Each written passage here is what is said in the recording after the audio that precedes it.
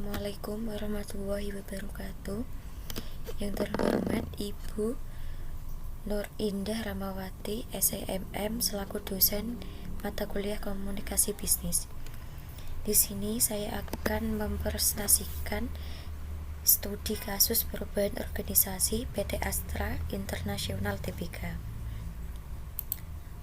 Pertama, perkenalkan, nama saya Zumroto Saada, NIM 2020-11080, kelas 3I Manajemen. Secara umum, kata perubahan sering diartikan sebagai kondisi yang berbeda dari kondisi sebelumnya. Perubahan itu terjadi sebagai akibat dari suatu proses yang terjadi kemudian dan menggambarkan antara sebelum dan sesudah dari peristiwa tersebut.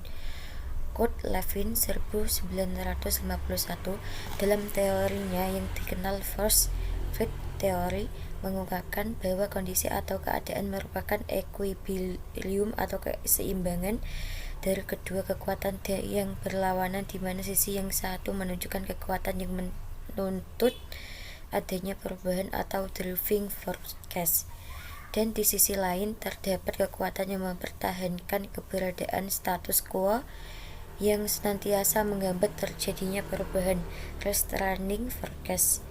Berdasarkan teori itu, perubahan dapat dilakukan dengan menambah atau memperkuat driving force dan memperkecil restraining force. Perubahan yang terencana atau planned change merupakan sebuah reaksi langsung terhadap persepsi seseorang tentang adanya suatu celah kinerja. Artinya, suatu perbedaan antara keadaan yang diinginkan dan kenyataan yang diharapkan tidak menunjukkan kesenjangan. Sedangkan perubahan yang tidak terencana yaitu suatu keadaan yang terjadi secara spontan tanpa adanya perhatian seorang agen perubahan yang mungkin dapat merusak. Permasalahan: krisis ekonomi menyebabkan Astra harus melakukan penjadwalan pembayaran utang dengan para kreditur. Pada periode 1998 sampai 1999, Astra terpaksa mem-PHK 2.000 karyawan tetap dan 5.000 pegawai kontrak sehingga jumlah karyawan Astra tinggal sekitar 100.000 orang. Tetapi bisnis harus tetap berjalan. Masuknya Chili dan Carrick didukung raksasa finansial Jardine Matheson sebagai pemegang saham utama Astra dan dibukanya peluang investasi 100% kepada investor asing di Indonesia menyebabkan perubahan kompetisi di pasar. Tinjauan pustaka. Beberapa faktor yang dapat mendorong terjadinya perubahan. Diane Anderson, DKK 2001, Cid Rociyadi 2008 misalnya mengisyaratkan ada 7 faktor yang dapat mendorong terjadinya perubahan, yaitu 1. Lingkungan atau environment, 2. Sukses menembus pasar atau marketplace requirements for success, 3. Kepentingan usaha atau business imperatif, 4. Kepentingan organisasi atau organisasional imperatif, 5. Kepentingan budaya atau kultural imperatif, 6. Perilaku pemimpin dan karyawan leader dan employee behavior, 7. Kerangka pikir kepemimpinan dan personal atau karyawan leader dan employer mindset. Astra terus melakukan perubahan sejalan dengan prinsip kajian atau continuous improvement, yaitu 1.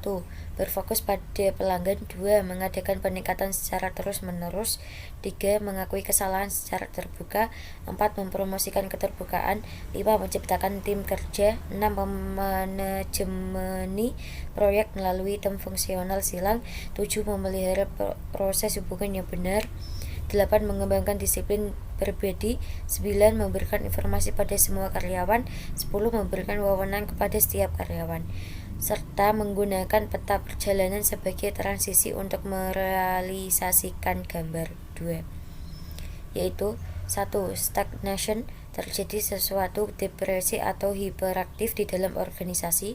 2. Preparation, para pemimpin mulai mencoba merencanakan dan mengkomunikasikan perubahan yang dimaksud.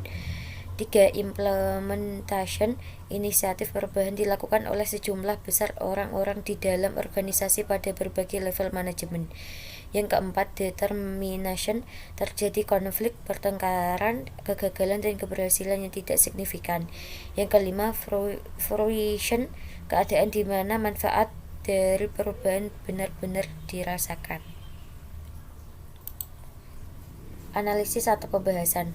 Manajemen perubahan atau change management merupakan pendekatan terstruktur dalam rangka membawa PT Astra International Tbk dari kondisi saat ini atau current state ke masa depan yang diinginkan, desired future state, untuk mencapai kinerja yang baik. Dalam lingkungan PT Astra International Tbk, perubahan tersebut meliputi perubahan di dalam struktur organisasi, proses, tata laksana, sumber daya manusia, pola pikir, dan budaya kerja.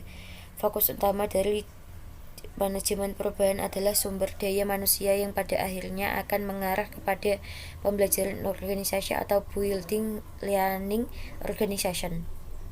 Manajemen perubahan selalu dibutuhkan oleh PT Astra International Tbk untuk menciptakan tata kelola organisasi dan bisnis yang lebih efektif, produktif, efisien, kreatif, dan mempunyai kinerja.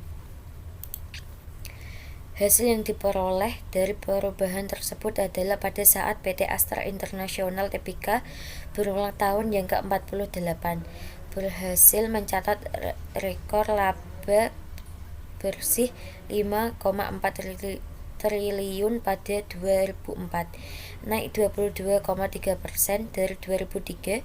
Nilai hutang perusahaan pun menurun tajam. Bahkan per 31 Maret 2005, hutang Astra kepada 19 sindikasi bank asing telah dibayar lunas sehingga hutang Astra menjadi nol. Total hutang kepada sindikasi bank asing itu US 7 juta dan telah dibayar US 1 juta pada Desember 2004 serta dibayar lagi US juta pada Maret 2005. Selain itu, Astra masih memiliki dana tunai 1 triliun untuk membayar dividen. Tahapan akhir ini disebut phase fruition pada peta perjalanan manajemen transisi. Terima kasih. Kurang lebihnya mohon maaf. Assalamualaikum warahmatullahi wabarakatuh.